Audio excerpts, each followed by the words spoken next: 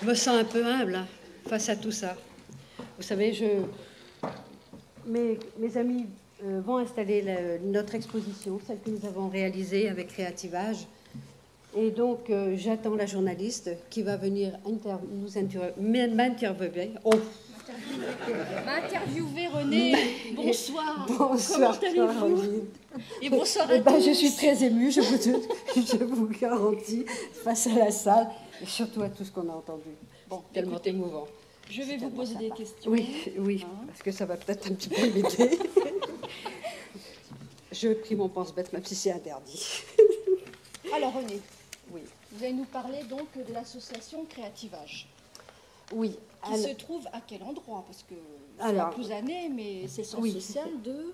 La Courtéchelle. C'est ça, oui. D'ailleurs, vous avez bien trouvé l'adresse. Tout à fait, mais avec le retard, vous voyez, je me suis trompée. Non, difficilement. Oui, difficilement. Excusez-moi. C'est vrai que c'est mal signalé. Oui, complètement. Il faudra revoir ça. Oui. Voilà. Donc alors, moi, je ne vais pas vous parler de toutes ces choses extraordinaires qu'ils sont capables de faire à la cabane à idées et puis à 1001 recettes. Je vais vous parler des habitants. C'est plus terre à terre beaucoup. Et habitants et l'habitat, René. Et l'habitat également. D'où ma première question, René. Voilà. Comment vous est venue l'idée de cette exposition? Eh bien, c'était il y a une bonne dizaine d'années, la commission vieillissement, elle s'appelait comme ça à l'époque, du centre social de la Courtéchelle, avait décidé d'étudier sur la population le vieillissement de la population, puisqu'on avait constaté que beaucoup de personnes venaient à la retraite à cette période-là. Vous avez fait des sondages, et ça, donc, René, voilà, tout à fait, sur 500 personnes, un sondage. Et il en est ressorti que les problèmes récurrents, c'était souvent l'habitat et le jardin, l'entretien surtout de l'habitat et du jardin. Donc, voilà, c'était... Et après, vous aviez fait aussi des cafés-rencontres, si je me rappelle bien. Qui ont permis effectivement de faire ressortir l'idée, eh bien, que pour parler du vieillissement de la population, de comment aider les gens, eh bien, il fallait peut-être commencer par faire une exposition, puisque on dit que pour comprendre le présent, un regard sur le passé. Voilà. Alors justement, à quel moment a eu lieu l'évolution de Plouzané, dites-moi? Alors, à partir des années 60, Plouzané était à l'époque une commune de 2000 habitants, une très grande, qui avait une très grande surface. Et c'était voisine, c'était une commune voisine de Brest. La ville de Brest avait été sinistrée, si vous vous souvenez. Elle avait une population immense, puisque il y avait l'arsenal il y avait la base, le port marin. Tout à fait. Il y avait le port de commerce aussi, et puis il y avait tous les ouvriers du bâtiment qui étaient venus reconstruire la ville. Voilà. Et puis il y avait surtout Brest en baraque, si vous vous en souvenez. Voilà, tout à fait. Et donc il fallait reloger tous ces gens-là. Et oui. Et donc, je suppose que c'est Brest qui a fait appel, ou des constructeurs qui ont fait appel aux communes périphériques pour reloger tout le monde. Voilà. Donc vous me montrez là, l'autre jour, vous m'aviez montré qu'en fait, sur le graphe, ici, des années 60, en 1990, la population avait été multipliée par 5, c'est ça? Voilà, c'est ça. De 2000 habitants dans les années 60, elle est passée, dans les années 90, à 11 400 habitants. Bon, ça continue de progresser. Hein. D'où un facteur multiplicateur de 5 quand même, René. Tout à fait, tout à fait, Caroline. Je vois que vous avez bien étudié le dossier, ma chère amie. Écoutez, nous sommes rencontrés plus facile, une première fois. J'avais déjà capté quelques petits... Voilà, oui, quand même. Hein. Des petites choses quand même, mais vous allez pouvoir nous expliquer ce soir. Voilà, tout à fait. Alors, comment comptez-vous exploiter tout ce travail, dites-moi? Eh bien, effectivement... C'est une bonne question. Oui. Et je vais finir par trouver la réponse.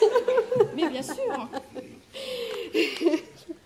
comment exploiter ce travail? Voilà. En fait, là, ce soir, nous avons 4 panneaux parmi nous, mais en fait, vous en avez fait 11 en tout, c'est ça? Oui, exactement, oui, hein, oui. 11 panneaux, quand même, ce n'est pas rien. L'exposition, effectivement, comprend 11 panneaux que vous pourrez venir admirer dans le centre social.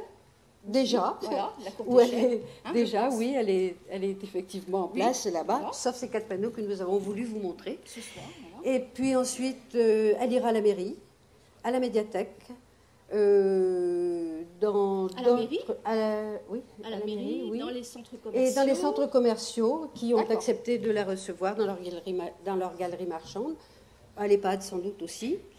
Et puis, nous allons ensuite exploiter ce travail avec les bénévoles de créativage et bien sûr avec les professionnels également qui nous ont beaucoup aidés, qui nous ont beaucoup apporté. Je suppose. Et nous allons organiser des cafés-débats, des conférences sans doute.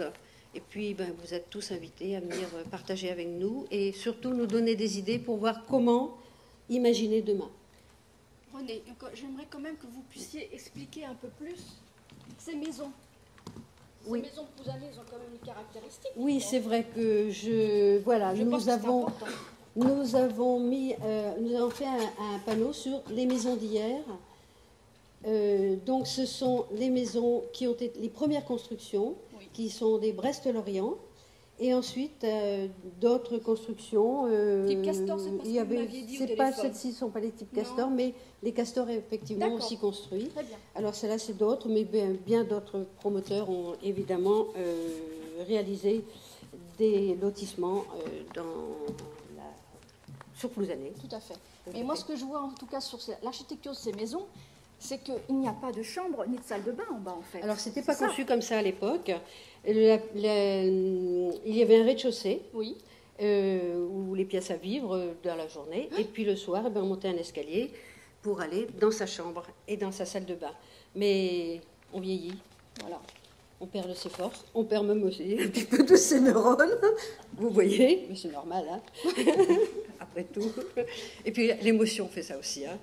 Et donc, voilà, on perd de ses forces. Et donc, il va falloir peut-être, en fonction du vieillissement de la population, trouver des solutions pour reloger les gens dans des logements partagés. Merci. Merci. Alors, comment imaginer demain? Voilà. Donc, c'était ma dernière question, René, en fait. Oui, voilà. Comment imaginez-vous demain exactement? Et comment imaginer demain? Eh bien, les Plouzanéens, vieillir à Plouzané, est-ce une question? Est-ce un souhait d'ailleurs? Dans le logement d'hier, adapté à tous, dans un nouveau logement. Et quel choix possible? Et quel choix possible? Voilà, c'est ça en fait. Voilà. Ce sont les questions que nous nous poserons lors de nos conférences et de nos cafés-débats. Voilà, donc tout ceci va servir à cela en fait. Tout à fait. Très bien.